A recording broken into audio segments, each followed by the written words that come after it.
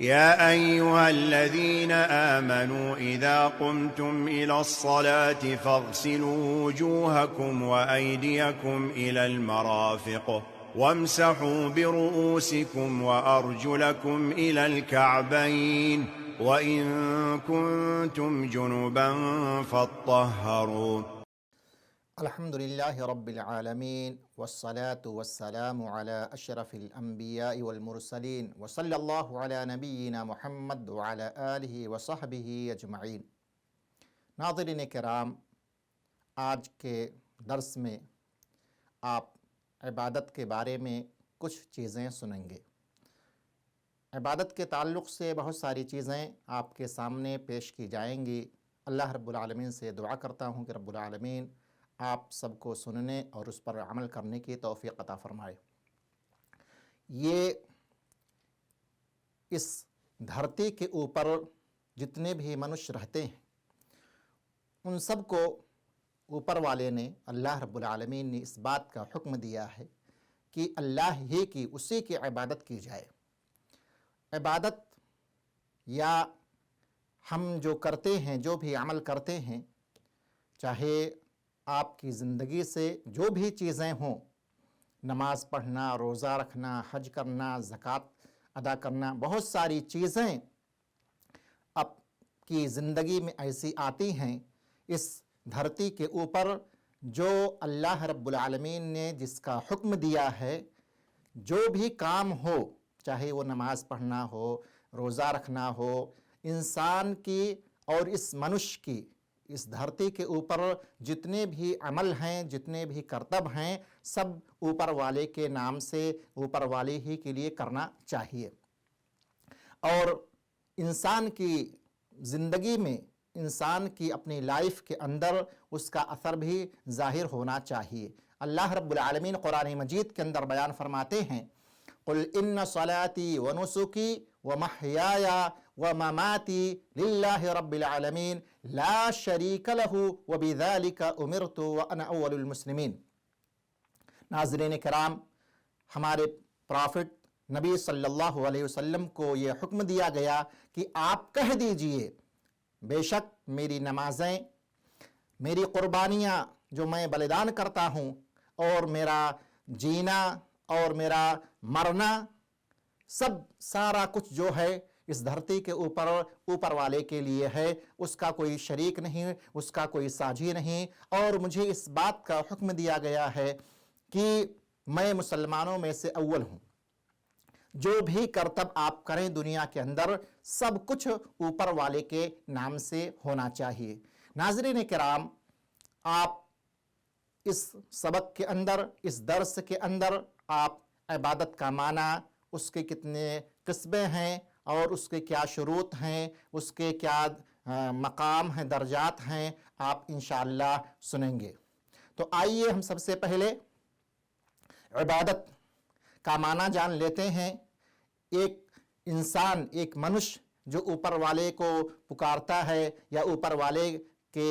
لیے عبادت کرتا ہے یا اس کے نام سے جو بھی کام کرتا ہے، وہ ساری کی ساری چیزیں عبادت کے اندر داخل ہیں۔ آپ اس کو ایسے سمجھیے کہ سارے کے سارے کرتب، سارے کے سارے عمل جو بھی اللہ رب العالمین نے، اوپر والے نے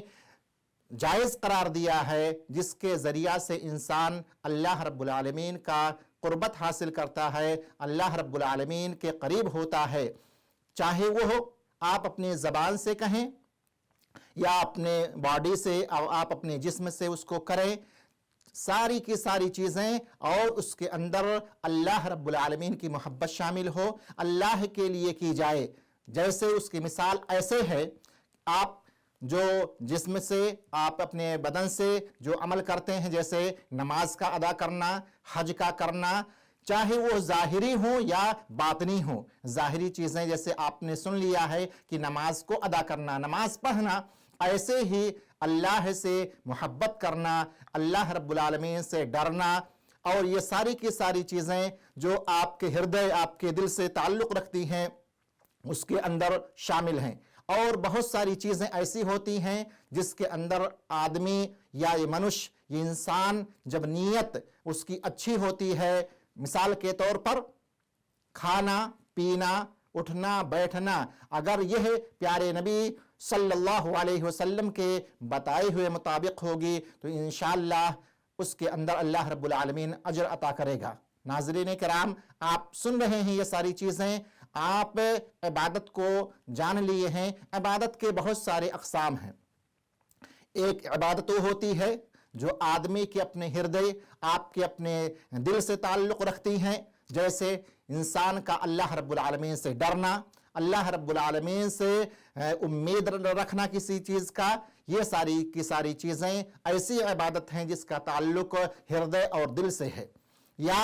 ایسی عبادت جس کا تعلق دوسرا جو قسم ہے بدن سے ہے، اس کے جسم سے ہے، جیسے نماز کا ادا کرنا، زکوٰۃ ادا کرنا، حج کرنا، یا تیسری چیز ایسی ہے کہ آپ اس کو چھوڑ دیں، اس کو نہیں کریں، جیسے مثال کے طور پر شراب ہے، یا تو بدکاری زناکاری ہوتی ہے، اس کو آپ چھوڑ دیں، اس کو آپ چھوڑ دیں، جس کو عبادت ترکیہ کہا جاتا ہے، جس کو ہم چھوڑ دیتے ہیں۔ یا ایسے مثال کے طور پر آپ رمضان کے مہینے میں جو چیزیں آپ کے لیے دوسرے مہینے کے اندر درست تھی، کھانا پینا، ایسے ہی روزے کی حالت میں اگر آپ اس کو نہیں کر رہے ہیں، اس کو چھوڑ دے رہے ہیں، تو عبادت کے جہاں پر 3 اقسام بیان کیے گئے، 3 قسمیں بیان کی گئی، اس میں سے ایک قسم یہ بھی ہے۔ ناظرین کرام، آپ سن رہے ہیں، عبادت کے اقسام کو سن رہے ہیں، عبادت کی بہت ساری چیزیں اور اس کے جو پارٹس ہوتے ہیں آپ نے سن لیا۔ ناظرین کرام، عبادت کے لیے 2 شرطیں ہیں، عبادت کے لیے 2 شرطیں ہیں، 2 چیزیں ہیں۔ اگر وہ آپ جو اوپر والے کے نام سے اللہ رب العالمین کے لیے جو آپ پرارتھنا کرتے ہیں، جو آپ اس کو پکارتے ہیں، جو عبادت کرتے ہیں، 2 چیزیں اس کے اندر ہونی چاہیے۔ یہ پہلی چیز یہ ہے جس کو عربی زبان کے اندر اخلاص للہ کہا جاتا ہے، الاخلاص فی اللہ۔ جو بھی آپ کام کریں وہ اللہ رب العالمین کے لیے ہونا چاہیے، اس کے اندر کسی اور دوسرے کو ساجھی نہیں کرنا ہے، کسی دوسرے کو اس میں شامل نہیں کرنا ہے۔ جو بھی آپ کا عمل ہے صرف اور صرف اوپر والے کے لیے ہے، دوسرے کے لیے نہیں ہے۔ اور دوسری چیز یہ ہے، دوسری شرط یہ ہے کہ وہ عمل، وہ آپ کا کرتب جو ہے وہ پیارے نبی صلی اللہ علیہ وسلم کے بتائے ہوئے طریقے سے ہوگا۔ تو اگر عبادت کے اندر یہ دونوں شرطیں پائی جاتی ہیں تو وہ آپ کا کرتب اللہ رب العالمین کے ہاں قابل قبول ہے، اور اگر دونوں شرطوں میں سے ایک بھی چیزیں نہیں پائی جائیں گی تو اللہ رب العالمین کے ہاں وہ چیز قابل قبول نہیں ہے۔ ناظرین کرام، آپ نے یہ سن لیا کہ اللہ رب العالمین کے لیے ہی عمل کرنا ہے، کسی اور کے لیے نہیں کرنا ہے۔ جیسے بعض کرتب ایسے ہوتے ہیں، بعض کام ایسے ہوتے ہیں، مثال کے طور پر آپ کوئی کام کر رہے ہیں، دکھاوا کے لیے کر رہے ہیں، لوگ دیکھیں گے تو اس کو اچھا سمجھیں گے، یہ اللہ رب العالمین کی رضا، اللہ رب العالمین کو خوش کرنا اگر یہ مطلوب اور مقصود نہیں ہے تو وہ چیز، اس کو ہم عربی زبان کے اندر ریا کے نام سے جانتے ہیں۔ ریا کاری یہ بہت خراب چیز ہے، آپ کے سارے کرتب جو کیے ہیں سب کو ختم کر دے گی، سب کو تباہ کر دے گی، سب کو برباد کر دے گی۔ آپ نماز پڑھیں اللہ کے لیے، اللہ کو خوش کرنے کے لیے نہیں کر رہے ہیں تو آپ کا عمل خراب ہو جائے گا۔ ایسے ہی جو عبادت ہوتے ہیں اس کے بہت سارے درجات ہوتے ہیں۔ مثال کے طور پر آپ کا نماز پڑھنا، یا ایسے ہی ہے زکوٰۃ کا ادا کرنا، تو نماز کا پڑھنا سارے لوگوں پر، جتنے اس دھرتی کے اوپر جتنے مسلمان پائے جاتے ہیں، سب کو جس نے بھی کہا ہے لا الہ الا اللہ محمد الرسول اللہ، اس کو نماز پڑھنا ضروری ہے۔ اور زکوٰۃ دوسری جو قسم ہے، نماز کے بعد، شہادتین کے بعد نماز کے بعد اگر زکوٰۃ، لیکن زکوٰۃ سارے کے سارے لوگوں پر واجب نہیں ہے۔ جس کے پاس نصاب ہو گیا، یعنی وہ شرطیں پائی گئیں زکوٰۃ ادا کرنے کی، تو وہی لوگ اس کو ادا کریں گے۔ اور اسی طرح اذکار وغیرہ ہے،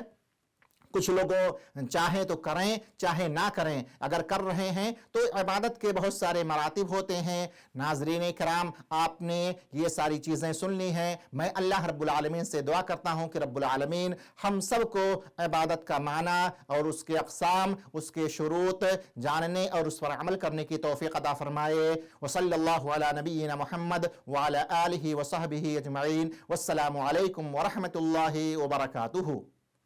يا أيها الذين آمنوا إذا قمتم إلى الصلاة فاغسلوا وجوهكم وأيديكم إلى المرافق وامسحوا برؤوسكم وأرجلكم إلى الكعبين وإن كنتم جنبا